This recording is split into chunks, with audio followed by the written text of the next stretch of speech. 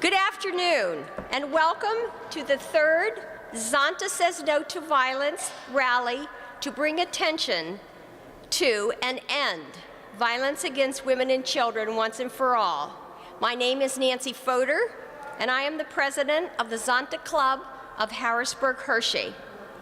The Zonta Club of Harrisburg-Hershey is part of Zonta International.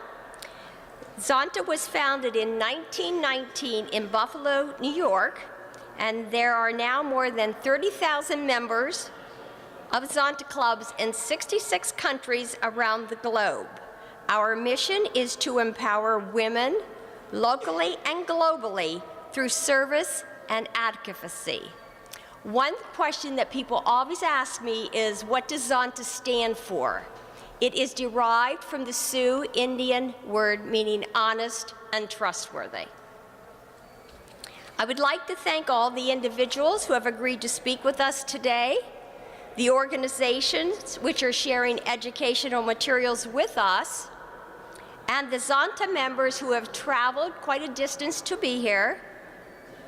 Is Joanne Gallus here yet? We're looking for Joanne Gallus from Annapolis and Nancy Bolus, who has traveled with us from Philadelphia. Thank you for making the trip. Violence against women is a worldwide pandemic. It crosses every social and economic class, every religion, every race, and every ethnicity. At least 1 out of every 3 women worldwide has experienced violence during their lifetime. On a more regional level, one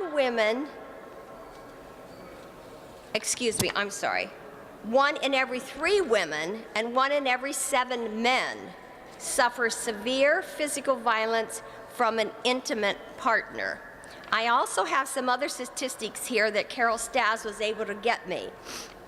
From 2006 to 2015, 5,255 individuals were treated in the 34 accredited trauma centers in Pennsylvania for various forms of severe assault.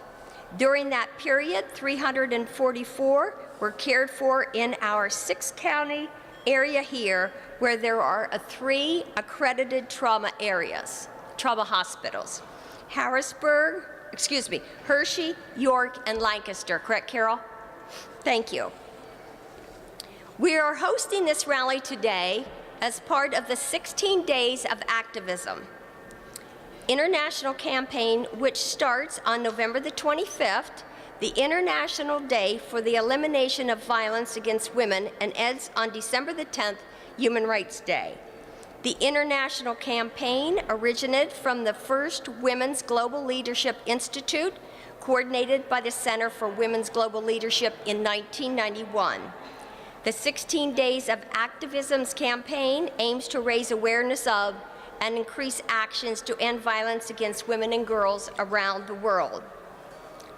I would now like to introduce State Representative Sheryl Delozier, serving her 4th term on behalf of the residents of the 88th Legislative District. Welcome, Representative Delozier. Thank you. Thank you very much. Good afternoon, and thank you for the invitation to be here at this event. Violence against women and domestic violence in particular continues to be an issue that needs to be at the forefront of our attention. Violence against women does not discriminate. Victims are all ages, races, incomes, and education levels. Domestic violence is very personal. Violence between 2 people in a relationship. Last year, 113 people were victims of domestic violence in Pennsylvania, and these were all individuals that were killed by someone who was supposed to love them. 1 in 4 women in the United States have been a victim of severe physical violence by an intimate partner, and 1 in 15 children are exposed to intimate partner violence each year. There are no domestic violence fatalities in Cumberland County, where I represent, which is good news. But a very different story happened last year in York County, just to our south. The county tied Montgomery County in 2015 with the most murder-suicides as 4 apiece. Statewide, York County has also the third highest number of domestic violence fatalities from 2006 to 2015 in 67 deaths.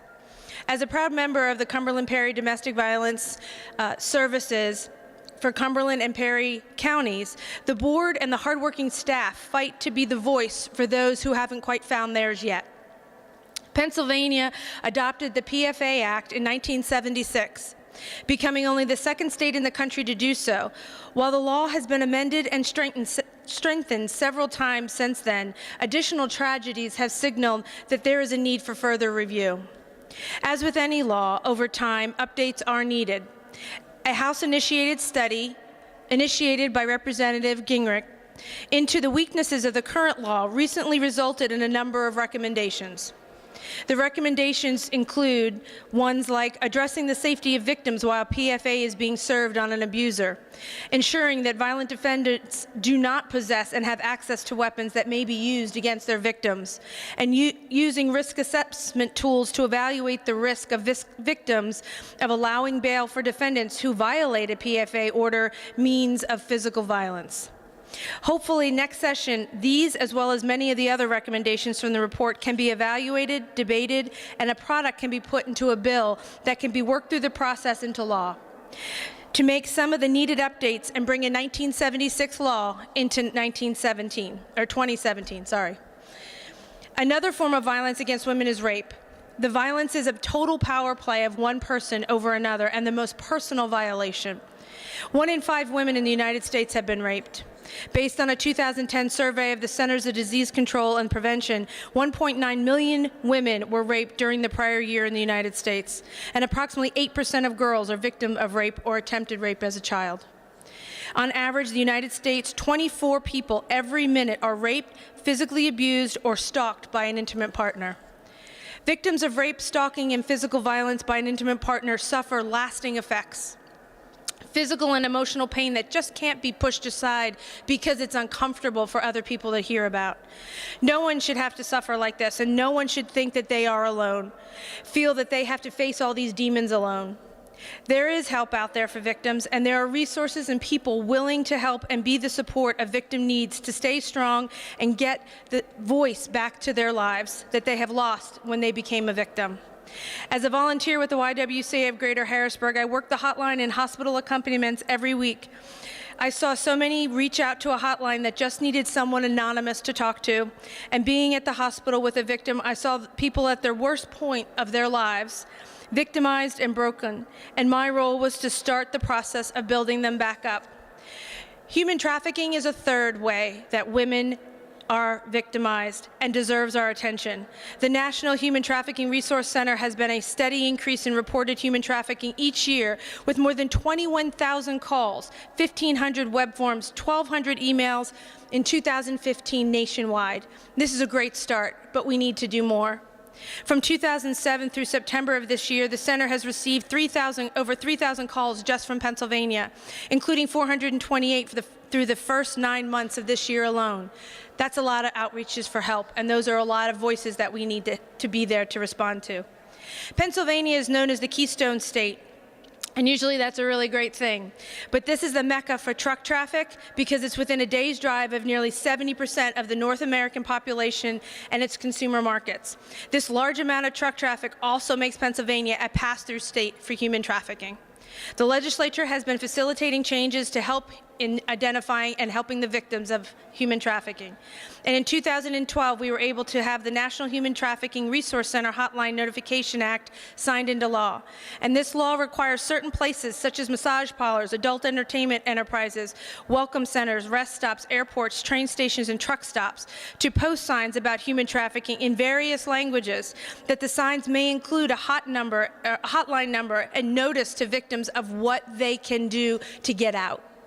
In 2014, we more clearly defined the sex and labor trafficking, increasing fines, penalties, increasing training for first responders, and expanded resources towards this issue. I'm hopeful that these measures have sent a strong message that Pennsylvania will not tolerate this type of activity, and that there is much more that we need to do. It is up to us to advocate and to keep pushing, to fight for the victims and be their voice and educate at every chance that we get. It is imperative that we continue to raise consciousness and change public perception because no one deserves to be a victim. Thank you.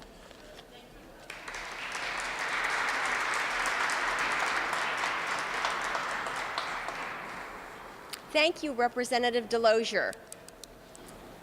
We are also honored to have Representative Patty Kim with us today.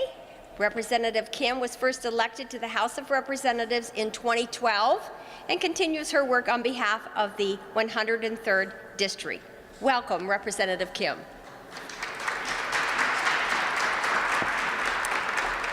Thank you, Nancy. I want to thank Zonta Club of Hershey Harrisburg for putting together this rally, this day of action here at the Capitol. I represent part of Dauphin County, which includes the entire city of Harrisburg. I truly appreciate the important work that you're doing and the goal to eliminate violence against all women. We need to keep shedding light on these issues and keep talking about it. I believe what happens in the dark must come to light and free those who are constantly being hurt and abused. I was honored to be part of a fundraiser on Saturday to help raise funds for Victim Witness. The event was in honor of a young woman, mother of 3, who was killed by an ex-boyfriend. It's been 5 years since Tarina Field's death, and her family and friends are still very emotional and miss her dearly. This woman was active in church. She was active as a middle school teacher in Harrisburg and a loving mom to her 3 sons. Tarina also had $1 million smile to match what seemed to be a perfect life. Her family and close friends really didn't know what was going on in her relationship. She kept it to herself, maybe not wanting to bother them with her issues because she was always the person helping others. What I learned that night and what her family and close friends want everyone to know is not to keep it a secret. Let people who love you know what you're going through because we don't want it to be too late. For those who reach out for help, we promise we are not going to think any less of you or judge you or tell you what you should have done. It happens to the best of us. The focus now is how do we move forward safely and quickly. My office has helped some women, and I must say it's complicated and it's heartbreaking, and that's why I appreciate even more the organizations that try to help these women every day. For example, like Zonta, YWCA, PCAR, and Shalom House, just to name a few.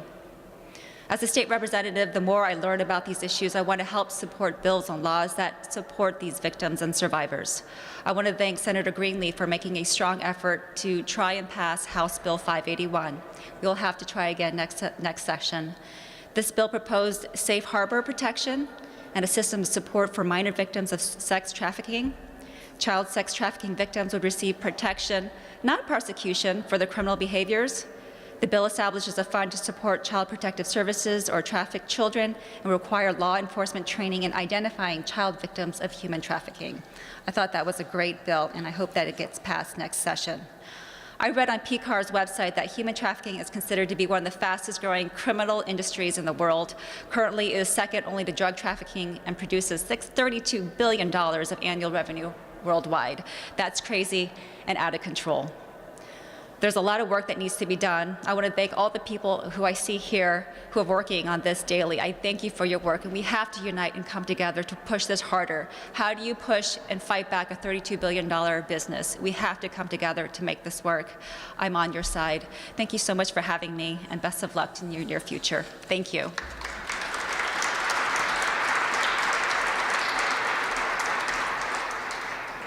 Thank you, Representative Kim. Now we're also honored to have Marianne Havlicek from the Greater Harrisburg Y. Marianne is going to speak with us about the Y and their campaign to eliminate racism and empower women. Welcome, Marianne. Thank you for coming. Thank you, Nancy.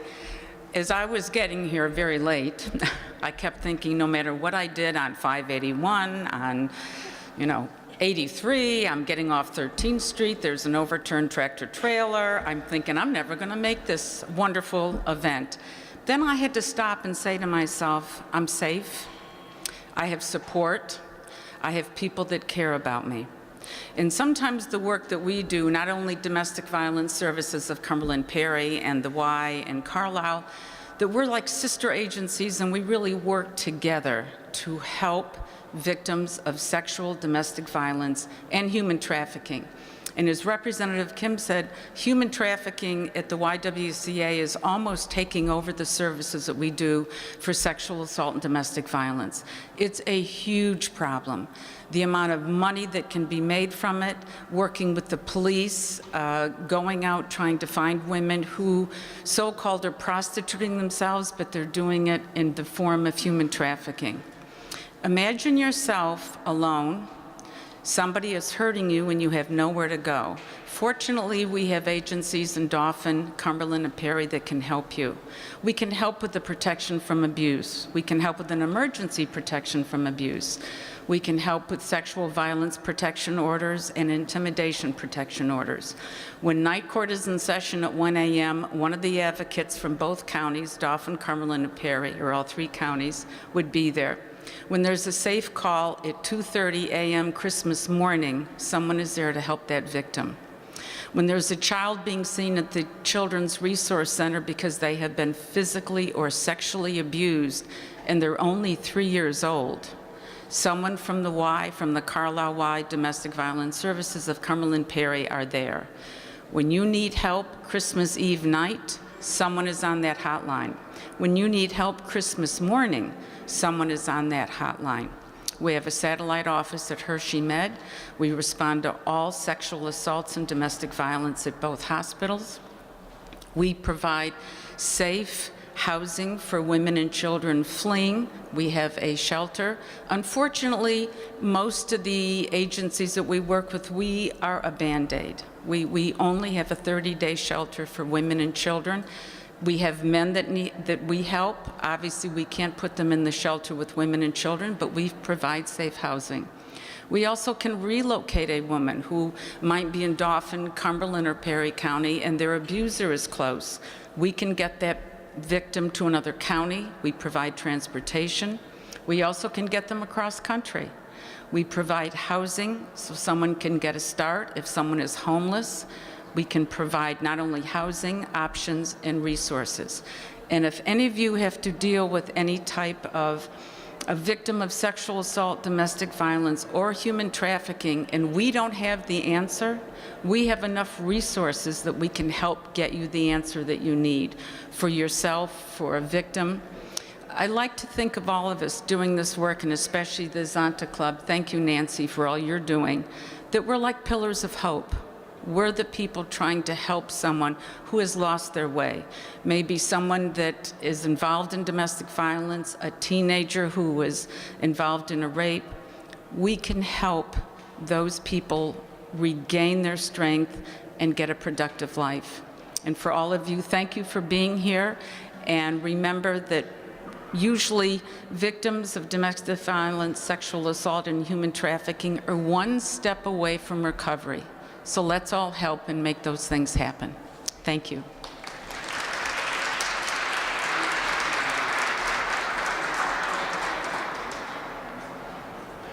Thank you, Mary Ann, very much. I would now like to introduce our keynote speaker, Diane Sadler. I met Diane at the vigil in October in Camp Hill, and I asked her if she could come and share her story with us. Diane is the mother of Tricia Sadler and a co-victim of domestic violence. We appreciate you sharing your family story with us today. Thank you, Diane.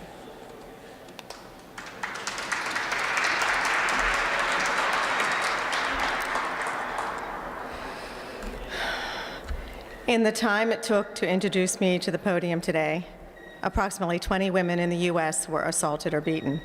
A violation occurs every 9 seconds. I am Diane Sadler, and my daughter Tricia died as a result of domestic violence by the hands of her boyfriend of 9 years. She was only 29 years old. I would like to thank Zonta for inviting me to be a part of the rally this afternoon, Nancy in particular, who she said I met about a month and a half ago at the Candlelight Vigil. And I was asked to share today my story and my incredulous journey into a world of emotional chaos. I will most definitely be channeling a tremendous amount of love, support, and strength from my husband, who is here today, and I saw my son walk in, and all my family and friends, all of whom have been instrumental in giving me the courage to be here today, talking about a topic that no one wants to talk about. I can't say for certain, but I'm guessing there are many victims of domestic violence among us today, or co-victims, or friends of victims. No matter who you are, you probably have some sort of connection to domestic violence. For those of you who are not aware of this type of abuse, I'm here to tell you this issue does not just affect those being abused. It sadly has become a part of the society that we all live in, and it has affected every single member of my extended family. We are in a state of domestic war, and the battlefields are in our homes. As a result of my daughter's death, I myself am now a co-victim of domestic violence. Tricia was born in Busan, Korea on January 3rd, 1982. On November 17th, 1986, at the age of 4, she was gloriously welcomed into the Sadler family. She has 3 older brothers, Chris, Mick, and Matthew, who were extremely doting, loving, loyal, and very protective of their little sister. To say she was a little spoiled would be somewhat of an understatement, but her life was a normal, typical life of gymnastics, ballet, cheerleading, an obsession with shoes and clothes, and sleepovers with friends, boyfriends, college life, getting a job, her own apartment, and ultimately buying her first home. Tricia grew up so fast and blossomed into a beautiful young woman who had the kindest eyes, a radiant smile, and a compassionate heart. She was a strong, independent, hardworking woman with a fire and a directness, and was never one to beat around the bush. But one of her most affectionate, captivating traits was her amazingly funny, quirky personality that you immediately fell in love with. But unfortunately, behind those kind eyes and that radiant smile was a dangerous truth. Her world was apparently very different behind closed doors. The most unimaginable punch that life can deliver is that someone you love can be killed instantly with zero preparedness and no time for goodbyes. Tricia's murder, this act of horrific violence, caused insurmountable loss, invincible hurt, has been at times unbearable, and without a doubt has changed my life forever in ways that I cannot even explain. I'll never forget the words of my oldest son, Chris, who lives in North Carolina, when we called him with the news of Tricia's death. And he said, "Mom, this doesn't happen to us. We're a normal, happy family living a happy life. This cannot be happening to us. Mom, this does not happen to us." It did, it does, and it can happen to anyone. Seeing the utter despondence and vulnerability of my son's whole entire being possessed when picking him up at the airport the following morning was positively, absolutely heartbreaking.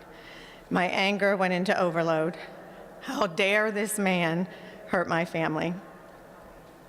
I am a typical mother hen, and he hurt one of my chicks, and he forever scarred her brothers.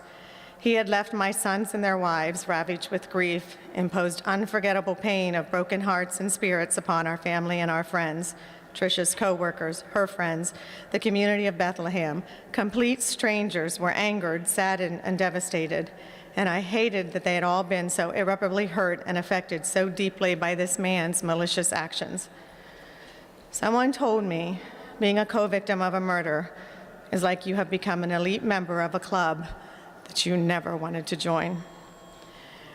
I've repeatedly said, if someone would have told me that one day I would be sharing my story about the loss of my daughter by such gruesome, grisly means and by the hands of someone she loved, I would never have believed them.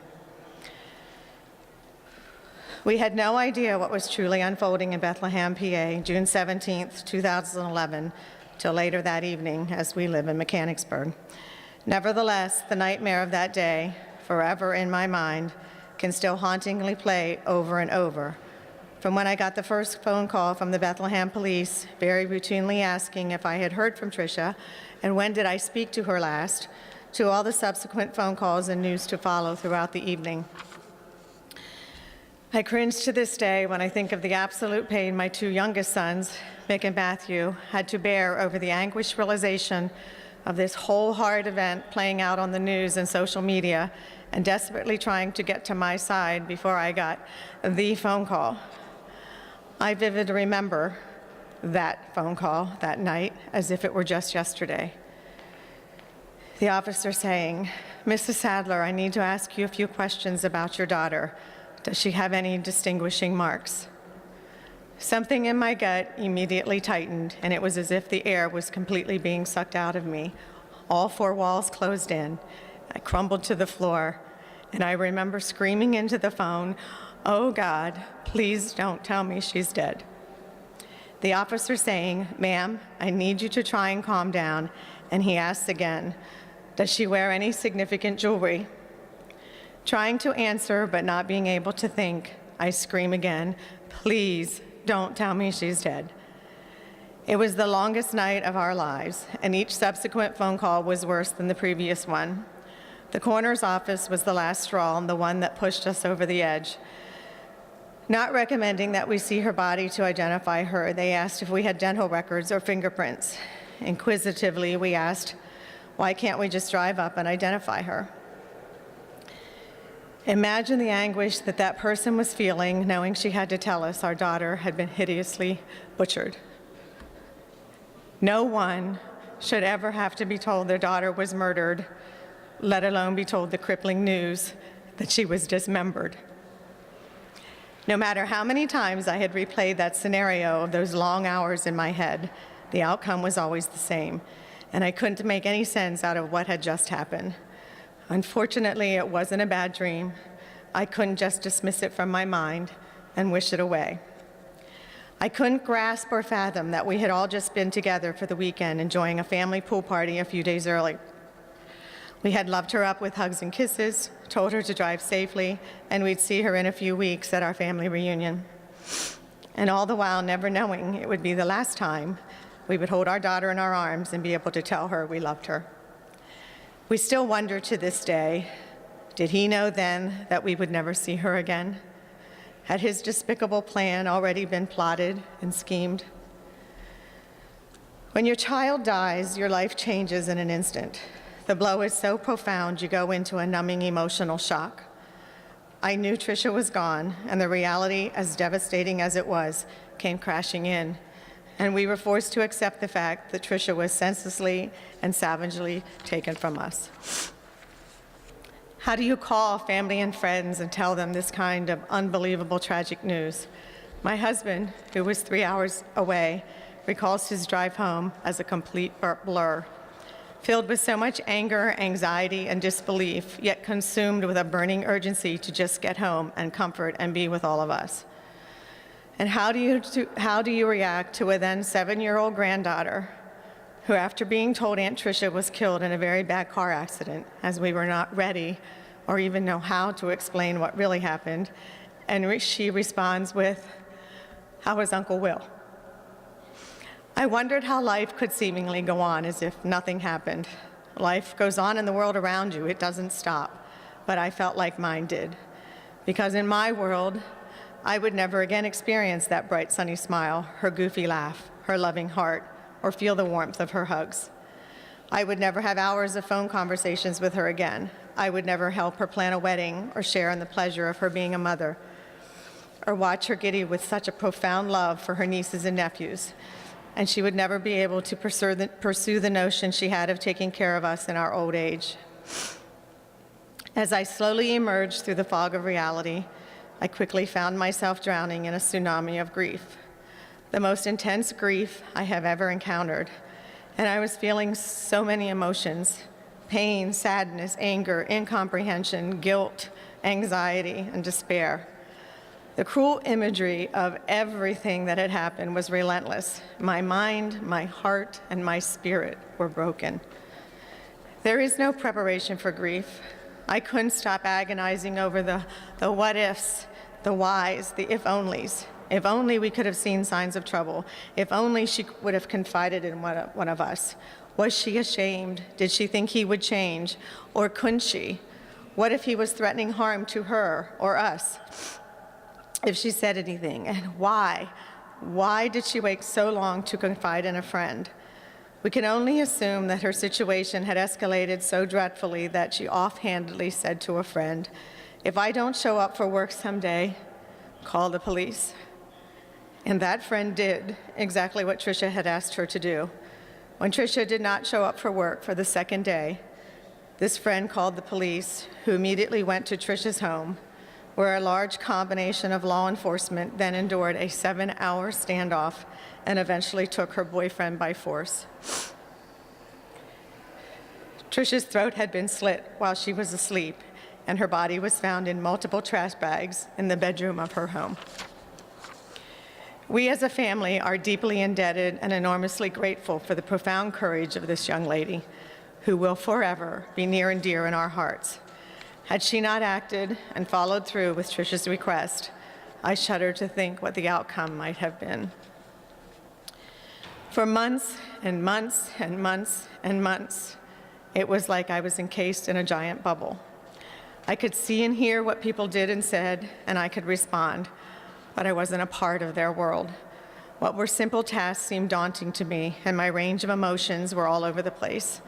I would burst into tears often, and sometimes for no particular reason. The grief would be dull and aching one minute, then searing and torrid the next. I would go from happy to sad in seconds and back again. Mixed emotions was the cocktail being served in my house on a daily basis. I didn't know where to put myself when someone would ask, "How are you?" I didn't know if I was happy, sad, angry, or indifferent. I was usually a mix of so many emotions I couldn't figure it out. My emotional pain overshadowed everything, and I felt at times as if it would swallow me whole. I saw no light at the end of the tunnel. I wondered, would I ever be happy again? Would I ever laugh again? The answer is an emphatic yes. I am happy, and I do laugh, but the reality is you will grieve forever. You will not get over the loss, but you will learn to live with it.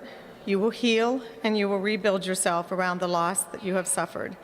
You will be whole again, but you will never be the same. A piece of your heart is gone. Death forces us to question the meaning of life. My faith was sorely tested. I was shaken to the core, and I was angry with God. We are taught not to question God. Well, let's just say I still ask God why, all the time. We as a family were in the dark, ignorant maybe, uneducated about domestic violence.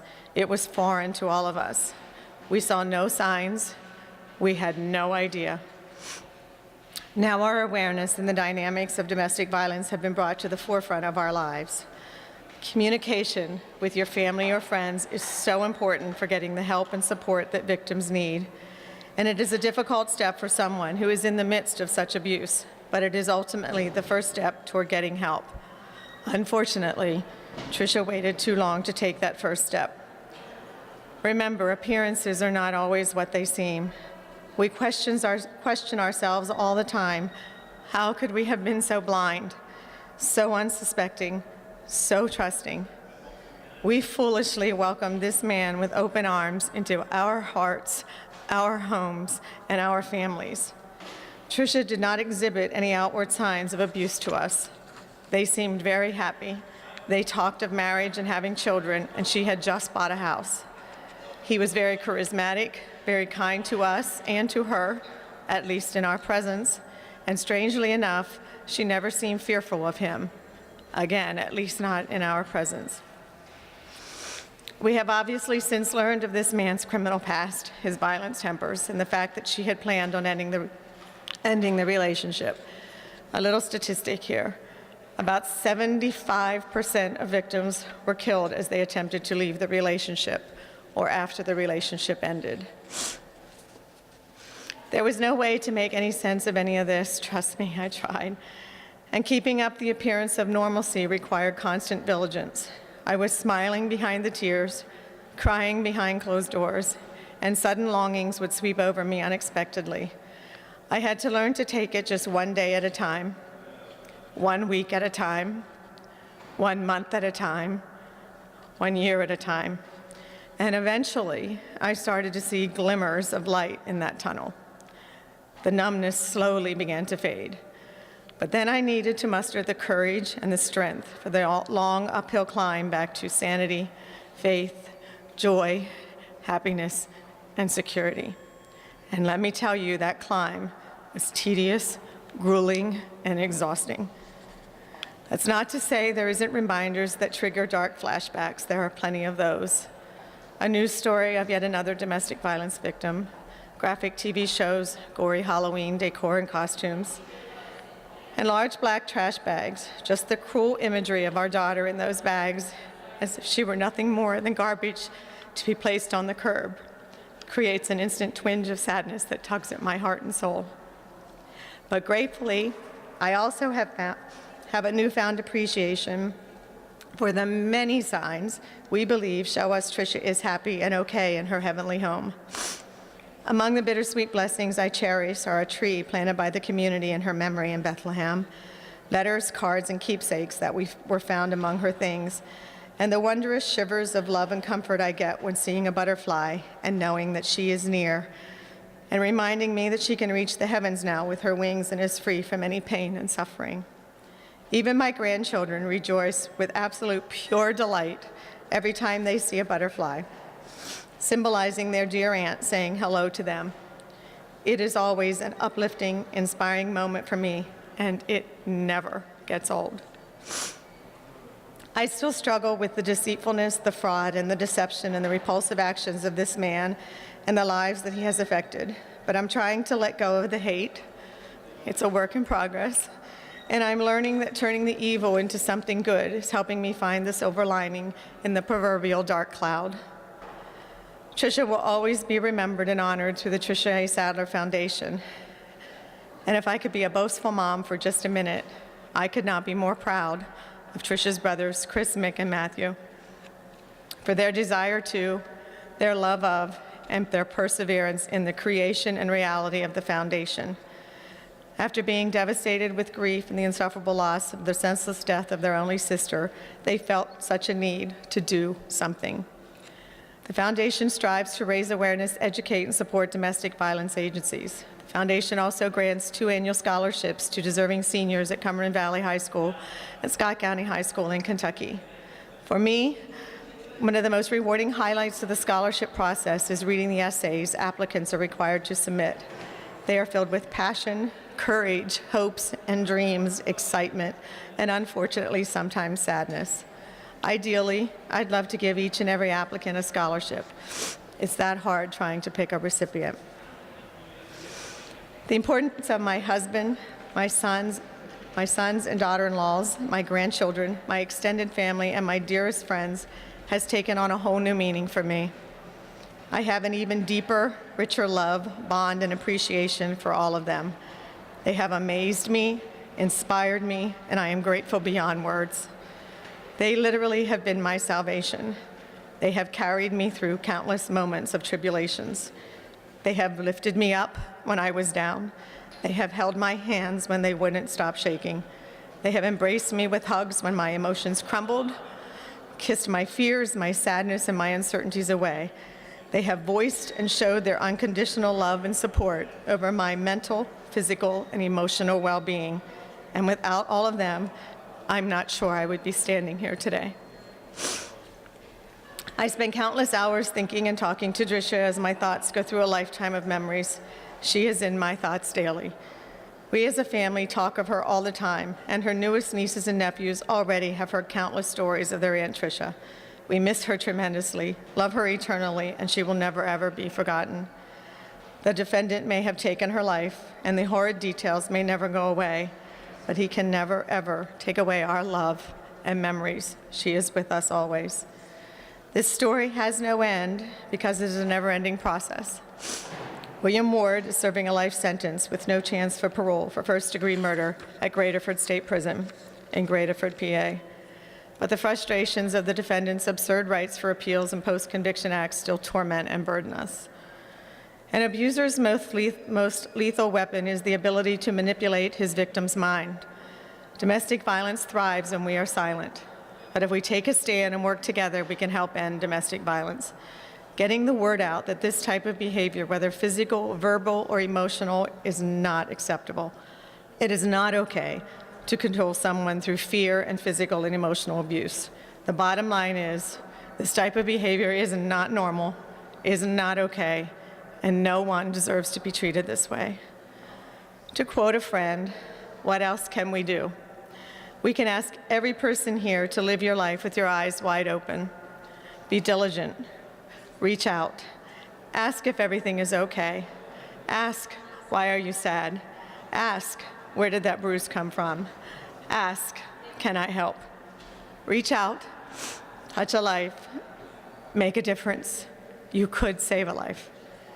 My wish is to provide hope and change, hope that my story can help someone in an abusive relationship take the necessary steps to change their situation before it's too late.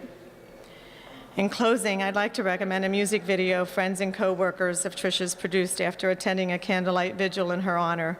Motivated by a sense of helplessness, they created this powerful video in her memory.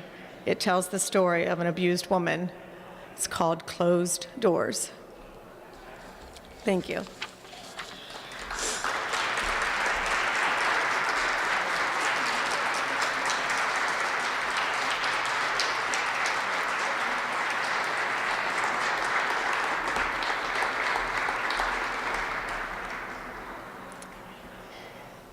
Thank you, Diane, for having the courage to come and speak to us today. So I'm not going to have many closing remarks. I just want to thank all of the other organizations who have joined us today. Shalom House is here. Denise Britton, who's the executive director of Shalom House, which is a shelter for women and children who have no place to go. The Y, Greater Y of Harrisburg, the Y from Carlisle, the American Trauma Association, if I missed anyone, Domestic Violence Services of Cumberland, Perry County. Thank all the Zonta members, and I just really appreciate everybody taking the time to come today. All Zonta members are going to be dining in the cafeteria, and if anybody else would like to join us, please do so. Thank you.